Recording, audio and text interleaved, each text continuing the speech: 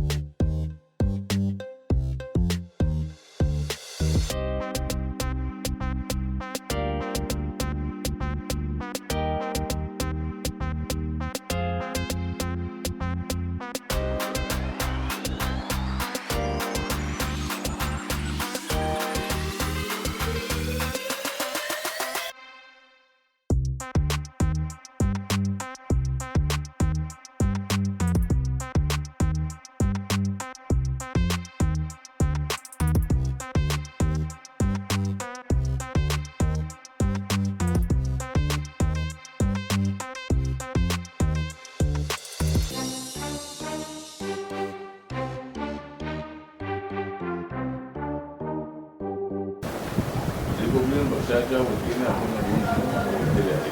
त्यामध्ये दिल्ली आणि सोलापूर अशी म्हणून घेतलेली आहे. अद्याप राज्याच्या नेत्यांच्या चर्चा झालेली नाही. दिल्लीला मात्र आपण जे.पी. नड्डा यांना पत्र दिलेलं आहे.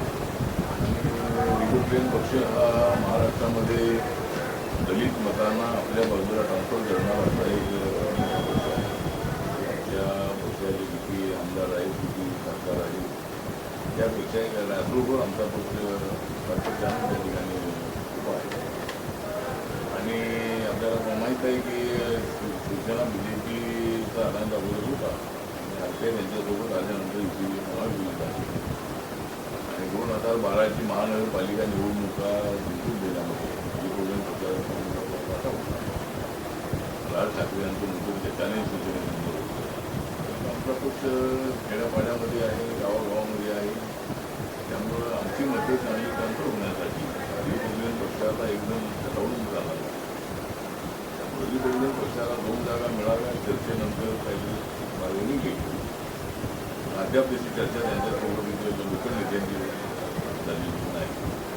पत्र जे आहे ते माननीय देवेंद्र फडणवीस आणि बावनकुळे यांना तुम्ही दिलेलं आपल्या पक्षाची 2 जागेची मागणी केलेली आहे.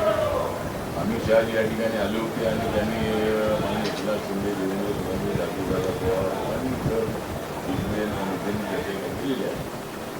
आणि जागा वाटपाचा जो काय वाद आहे तो लोकांना बघून होते आणि आपल्याला नरेंद्र मोदीला प्रधानमंत्री करायचा त्यानंतर आपल्याला महाराष्ट्रामध्ये पंचायत जागा जिंकायच्या आहे. त्यासाठी जागा वाटपाच्या संबंधामध्ये तिन्ही पक्षांनी सगळी घेतली पाहिजे आणि जागा वाटप भूमिका आहे. आणि रिपब्लिकन पक्ष हा महायुतीच्या पाठीमागा आहे आणि आपल्याला 2 जागा आपण नेहमीच भाजप सोबत आहात आणि आपण जो प्रॉमिस केलेलं आहे नेहमी पूर्ण केलेलं आहे, पण तुम्हाला जे प्रॉमिस केलं गेलं होतं की फक्त भाजपतर्फे वादा करण्याचा थोडं सत्तेत वाटायला मिळणार, आता तुम्ही 2 सीटांची मागणी करताय ह्याबाबत आता, कारण यादी आता लवकरच येणार आहे, काही ठोस आश्वासन मिळालेलं आहे? सचिन वाटा जो आहे तो आता सुरुवातीला एवढ्या सोबत झाला एकनाथ शिंदे यांनी त्यावेळेला जो विचार झाला त्यामध्ये कमीत कमी मंत्र्यांचा शपथविधी झाला होता. त्यावेळेला देवेंद्रजी आम्हाला सांगितलं होतं की एवढ्यानंतर विस्तार होईल, त्यामध्ये RTIला संधी मिळेल, RTIची मंत्री असेल. नंतर अजितदादा पवार यांचा शपथविधी झाला, दुसरा शपथविधी बदलला. त्यामध्ये एकतर RTIला एकदम असं आवाज करून चालणार त्याचा एक विचार करणारा बाबासाहेब आंबेडकरांना मानणारा मोठा समूह आणि हा सगळा समूह नरेंद्र मोदींच्या संविधानाला मंजूर करण्याच्या भूमिकेपासून बसला आहे. अशा वेळेला महाराष्ट्रातल्या नेत्यांनी RTIच्या संबंधामध्ये अशी भूमिका घेणं योग्य नाही. RTIला वाटून म्हणणार आणि 3 पक्षाचं सरकार आहे असं ते म्हणताय, चांगली गोष्ट आहे. 3 पक्षाचं सरकार आहेच आहे, त्यामध्ये RTI सुद्धा आहे, ही त्यांनी लक्षात घेतली. आणि ज्या 105 जागा आपल्या निवडून आल्या BJPच्या, त्याच्यामध्ये RTIच्या 2 जागा, आपल्याला 5 जागा दिल्या होत्या, पण आपण समजा बोलत त्याच्यातले 2 आमदार आपले निवडून आलेले माधुरी आणि नायगाव आले होते. अशा पद्धतीनं रिपब्लिकन पक्ष सोबत आहे, प्रामाणिकपणाने त्यांच्याकडून काम होतं आहे.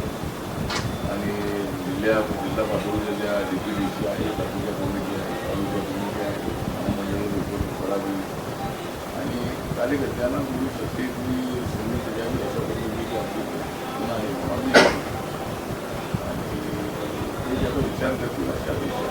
सर, आपण कुठून इच्छुक आहात लढण्यासाठी लोकसभाची जर सीट मिळाली तर? कधी सीट मिळाली तर शिर्डीमध्ये इच्छुक आहे, कारण 2009 त्यावेळेला थोडासा निगेटिव्ह प्रचार झाला होता, परंतु बाळासाहेब विखे पाटील यांना मेजॉरिटी जागा दिली होती, जागा मिळाली आणि त्यामुळं त्यांनी माझा इकडे प्रचार इकडे आणि तिकडे विरोधात प्रचार केला आणि माझी RTIची जागा हरली आणि तिथे नगरमधली